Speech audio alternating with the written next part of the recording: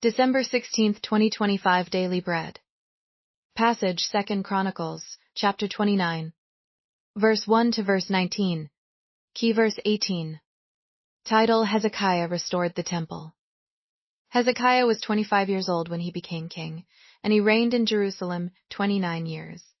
His mother's name was Abijah, daughter of Zechariah. He did what was right in the eyes of the Lord, just as his father David had done. In the first month of the first year of his reign, he opened the doors of the temple of the Lord and repaired them. He brought in the priests and the Levites, assembled them in the square on the east side, and said, "Listen to me, Levites.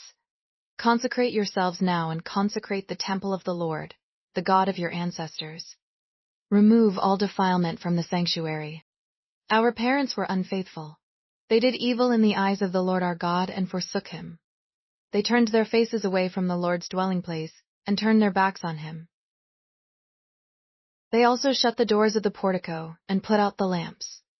They did not burn incense or present any burnt offerings at the sanctuary to the God of Israel. Therefore the anger of the Lord has fallen on Judah and Jerusalem. He has made them an object of dread and horror and scorn, as you can see with your own eyes. This is why our fathers have fallen by the sword, and why our sons and daughters and our wives are in captivity. Now I intend to make a covenant with the Lord, the God of Israel, so that his fierce anger will turn away from us. My sons, do not be negligent now, for the Lord has chosen you to stand before him and serve him, to minister before him, and to burn incense." Then these Levites set to work. From the Kohathites, Mahath son of Amasai, and Joel son of Azariah. From the Merarites, Kish son of Abdi and Azariah son of Jeliel. From the Gershonites, Joah son of Zimmah and Eden son of Joah. From the descendants of Elizaphan, Shimri and Jael. From the descendants of Asaph, Zechariah and Mattaniah. From the descendants of Heman, Jehiel and Shimei. From the descendants of Jeduthun, Shemaiah and Uzziel. When they had assembled their fellow Levites and consecrated themselves, they went in to purify the temple of the Lord, as the king had ordered, following the word of the Lord. The priests went into the sanctuary of the Lord to purify it. They brought out to the courtyard of the Lord's temple everything unclean that they found in the temple of the Lord. The Levites took it and carried it out to the Kidron Valley. They began the consecration on the first day of the first month, and by the 8th day of the month, they reached the portico of the Lord. For 8 more days they consecrated the temple of the Lord itself, finishing on the 16th day of the first month. Then they went in to King Hezekiah and reported, "We have purified the entire temple of the Lord, the altar of burnt offering with all its utensils, and the table for setting out the consecrated bread with all its articles. We have prepared and consecrated all the articles that King Ahaz removed in his unfaithfulness while he was king.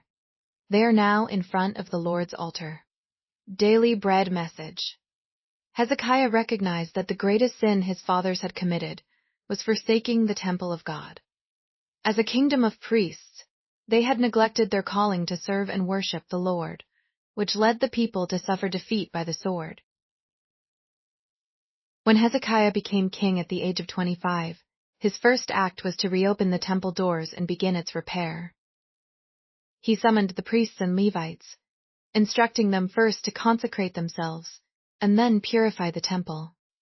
The priests and Levites promptly carried on their work. For 16 days they worked diligently, entering every room, removing all that was unclean, repairing the altar, restoring the table for the consecrated bread, and preparing all the utensils following the instructions God had given to David. Judah's unfaithfulness had brought them to ruin, and restoration seemed impossible. Yet God had already provided the way back through the truth and power of his law.